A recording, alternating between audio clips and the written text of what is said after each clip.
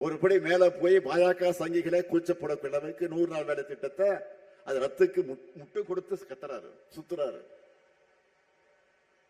இப்படிப்பட்ட துரோகங்களையும் தடைகளையும் தாண்டித்தான் திராவிட மாடல் ஆட்சியில நாடே திரும்பி பார்க்கக்கூடிய சாதனைகளை நாம பண்ணிக்கிட்டு இருக்கிறோம்.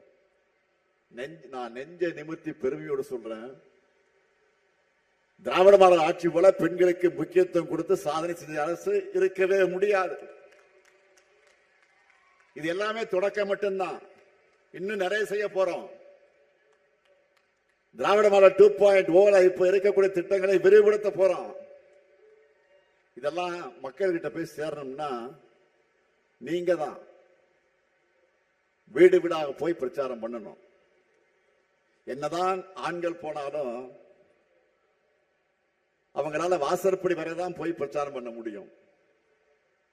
இதே பெண்களான நீங்க ஆளுக்கு போலாம், கிச்சன் வரைக்கும் போலாம். வீட்டுக்குள்ள மட்டுமல்ல, அந்த வீட்டு பெண்களுடைய மனசுக்குள்ளே நீங்க நிச்சயம் போக முடியும், நுழைய முடியும்.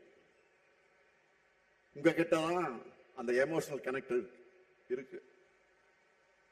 அதை முழுமையாக பயன்படுத்தி நம்ம திட்டங்கள் எல்லாம் வீட்டுக்குள்ளே நீங்க கொண்டு போய் சேர்க்கணும்.